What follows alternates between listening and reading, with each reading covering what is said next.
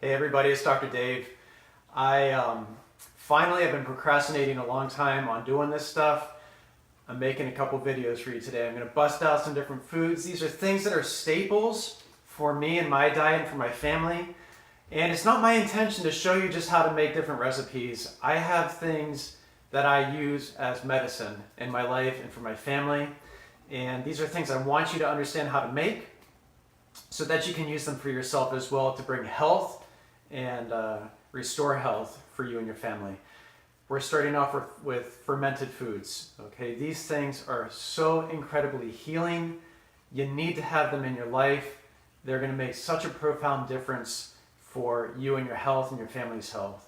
So I'm starting off today with yogurt. We're going to ferment some yogurt today. It's really super easy.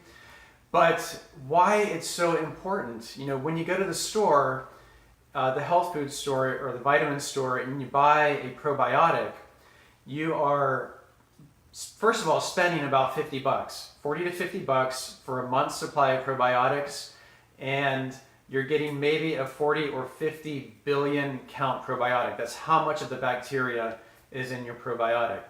50 bucks for about a month. And they also put a lot of things into those. If you look at the ingredients, you're going to see there's corn and sugar and flavorings and all sorts of other crap that you don't want in there. When we're dealing with yogurt, when we ferment our own foods, first of all, it's a lot cheaper, but more importantly, we're getting an incredible number of probiotics. If you have about a cup of yogurt for your own homemade fermented yogurt every day, you're getting about 400 billion probiotics, count probiotics, just for that one day, 400 billion. So this is going to be very, very good for you. This is going to help heal your gut. It's going to heal your gut lining. It's going to kill off the bad bacteria and yeasts that are in your gut. And it's going to populate the good bacteria. And all aspects of health start with your digestion. We always start with digestion, healing your gut lining if you want to be healthy. Okay, now look, a couple of things here. First of all, if you have a dairy problem, if you cannot handle dairy foods, this isn't going to be a good option for you. Now the way we're going to do a 24-hour ferment, we are getting rid of the lactose. So if you're lactose intolerant, this is still going to work. But a lot of people are casein sensitive, meaning they can't handle dairy products in general. This is not going to be a good product for that person. So here we are, I'm starting off, we have organic milk. I find the highest quality organic milk that you can use. You can use goat's milk. I think that's great. I typically don't recommend dairy products. I don't like dairy products. This is one of my few exceptions. But you're going to start off with 5 cups of a very high quality organic milk. Put it on a medium heat. So I have this on a medium heat right now. So we're going to slowly raise the temperature of this up to 180 degrees.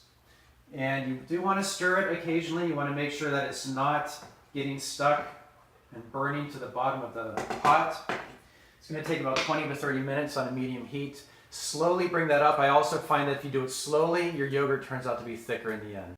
All right, now you also need to have some sort of starter for your yogurt. You need to have something that has all of those probiotic bacteria in it to get the yogurt cooking and to actually turn your milk into yogurt. They do have yogurt starters that you can buy. In my experience, starting out with just yogurt as your starter works better. You end up with a thicker yogurt that tastes better. So this is what I use. This is not organic, and this is just one of the places that I gave in a little bit, because this product here, this is the Greek Gods Greek yogurt. This only has milk in it, and it has the active cultures, the active live bacteria that I was looking for. It has exactly what I wanted in it. This is what I wanted to turn my yogurt into. We're going to use a half cup of this as our starter, mixed in with the 5 cups of organic milk that we have. And this is what's going to turn our milk into yogurt.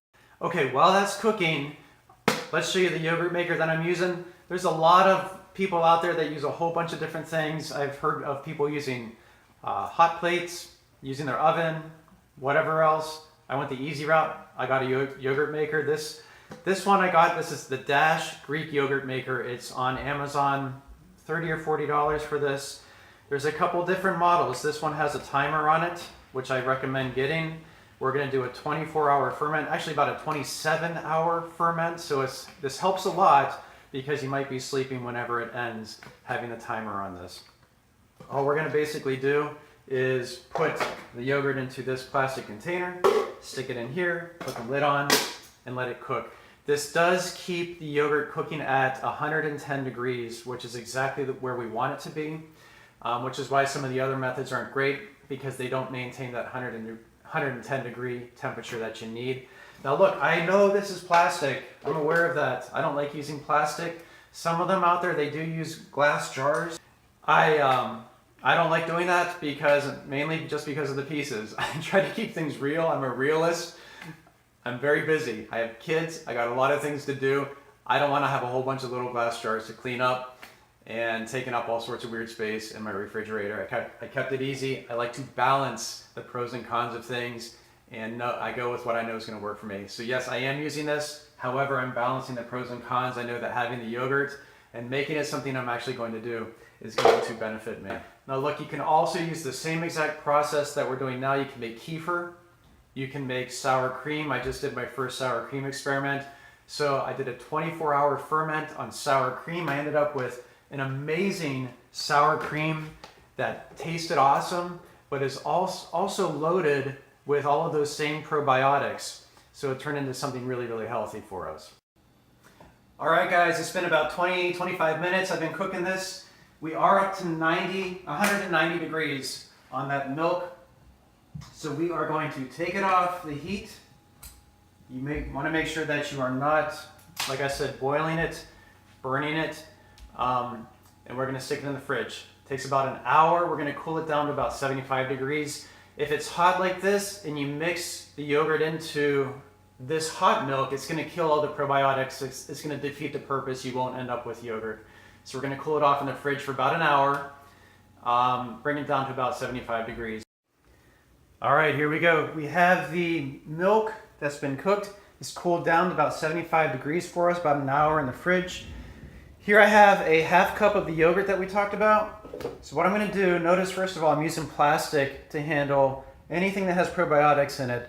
Probiotics do not like metal. They will die on contact, so let's use plastic when we're doing this. Just going to dump that half cup of yogurt into the container. I'm going to take a half cup of the milk and dump that in. And then I'm just going to stir it up here, just like this. So I'm just kind of incorporating that yogurt into the milk. My measuring cup fell into the yogurt or into the milk. Try not to do that because that just makes a mess. All I'm going to do now is dump this in. Yeah, you're going to have some kind of skimmed milk at the very top. Don't worry about it.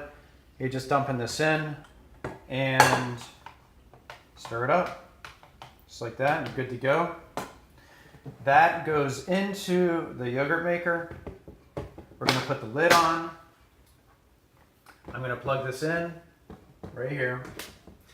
And all I need to do, I have it preset for 24 hours.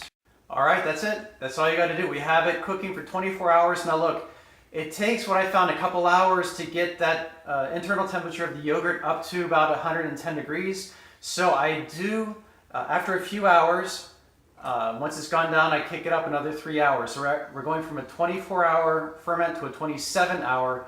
This one only can go up to a max of 24 hours. So I have to wait 3 hours. Then I add on that additional 3 hours. So we're doing a total of 27 hours to make sure we're breaking down all the lactose. My body doesn't like lactose, so I want to make sure that's completely gone out of the yogurt. Lactose also feeds the bad bacteria in your gut, so we want to make sure it's completely gone. After 27 hours, if you did it right, you're going to have a nice, thick, really good tasting yogurt. Add some raw honey to it, and you have yourself a great breakfast. It's great for kids. It's a great way to help kids get that good bacteria in their intestines to build up their health. Plus, you're getting them some good calcium, some good protein, and you're good to go. So look, I have some folks waiting for this video. I'm not gonna wait to shoot the finished product. You'll just have to trust me that it turns out really well. I hope this helps. I hope you try it out and look for some other videos coming up. I have to do fermented pickles and sauerkraut, which is one of the biggest ways to restore the health of your gut.